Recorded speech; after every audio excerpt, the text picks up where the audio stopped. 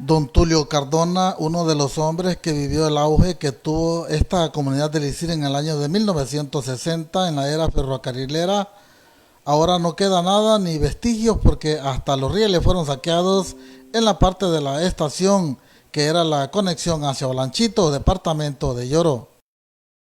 Así es, en los años 60 corría tres trenes, dos trenes que eran más lentos y había el martes y viernes pasaba uno que le llamaban el rápido. Ese tren corría de La Ceiba hacia Coyoles, regresaba el mismo día a las 2 de la tarde, regresaba para Ceiba otra vez, aquí por el Elixir. El tren que manejábamos más eran los de carga, que venían recogiendo plátanos, ganado y todo eso, ¿va? En la estación allí había un triángulo. Ese triángulo, en la entrada de aquí para allá había un teléfono a la derecha. De allá de Coyoles para acá había uno a la izquierda. Allí se comunicaban para hacer, decía un OS, que era un switch, que decían va para entrar y dejar pasar a los demás. Entonces, el Elixir era el tránsito de todo el mundo, de Olancho, de todo, era una sede allí. De las 5 a 6 de la mañana empezaba el movimiento, a las 2 de la tarde desaparecía. Allá había comida, allá había frescos, allá había achinerías, había, ¿cómo se llama?, música de todos. Entonces, era bien bonito eso. Ahora el tiempo ha pasado y solo hay vestigios, ¿no? Sí, claro, solo quedaron los recuerdos, solamente los recuerdos que por aquí pasó el tren. A la vez se encuentran durmientes donde fue los desechos del tren, ¿verdad? Y lastimosamente nosotros, unos queremos cuidar, otros no. Entonces se empezaron a arrancar los rieles y empezaron a llevárselos y la misma gente destruyó el ferrocarril. Recuerda que en su juventud desde La Ceiba se trasladaba una locomotora hacia el sector de Isletas y descansaba en la empacadora del campo El Olvido. Luego en su regreso pasaba recogiendo ganado y otros materiales de encargo. Por ejemplo, en la entrada de Balí había un switch que llegaba hasta cierta parte. Allí entraban y dejaban un boscar.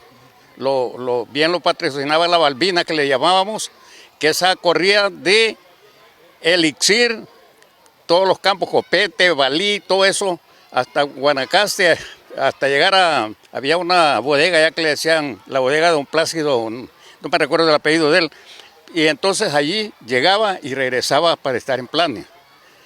Al final de los tiempos, que ya iba a desaparecer, quedó la sede en Isleta, allí. Entonces toda esa gente se venía a la Balbina, agarraba el otro tren para llegar a Ceiba, y el tránsito de viajar a Ceiba era de 2-3 días, porque el día que llegaba de noche, iba a dormir. Luego estaba en Ceiba, hacía sus compras y otro día tenía que venirse. Recordemos que no había carretera. No había nada. Solo la línea. Solo la línea era el transporte que había. Más económico, un montón de cosas, eran bien bonitas. Era en el tren, tenía un sonido que le hacía tac, tac, tac, tac, tac, tac, así va, la máquina, los carros cuando corrían, era un vaivén. Sí, bien bonito. Lo que les mencioné que viniendo de Coyoles había un teléfono allí y viniendo de Ceiba había otro teléfono a la derecha. Entonces ahí paraba la máquina, se comunicaba y entonces cuando había que venía otro transporte le llamaban OS.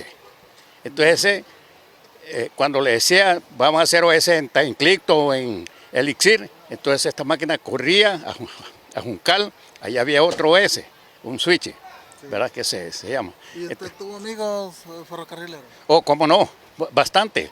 Incluso en ese tiempo estaba joven, como de 16 a 17 años, lo transité con ellos y más bien los apiamos allí para jugar cuestiones de azar. En ese tiempo pues su servidor no conocía las cosas de Dios, ¿verdad? Sí. Entonces tuvimos bastantes amigos. Bastante. Sí, realmente que es lastimoso estar recordando cuando era bonito, bien bonito, andar en el tren, montarse en el tren. Nosotros teníamos ese patrimonio de montarnos en la estación y los apear aquí por la escuela. ¿va? Cipote. Como cipote nosotros, calábamos el tren. Había en el puente, había una poza.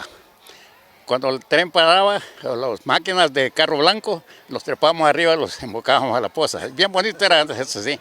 Sí, Hoy el tiempo ya pasó y continúan los vestigios, sin embargo, hay muchos jóvenes que no conocieron este sistema privado, por cierto. Sí, no, claro, porque directamente lo manejaba la empresa, Standard Fruit Company de Honduras. ¿Va? Esa era y antes, pues no eran licitaciones que hacía ella para tener ese derecho, ¿sí? Ahora en día, pues se dice que ella no tiene tierras, que ella tiene plantas, ¿verdad? La tierra siempre sigue siendo de nosotros, pero si esa planta no desaparece, no es nuestra, es mientras ellos lo tienen ahí. Elixir era la zona con más presencia de personas desde las 6 de la mañana que podían viajar a diferentes sectores sabiendo que no existía carretera en Colón, más que la línea férrea. La estación de Elixir tenía 2 teléfonos que eran utilizados por los motoristas de máquina ferrocarrilera para la comunicación interna. Con imágenes de Wilberto Mendoza, informe de Mario Martínez para Noticias Megavisión.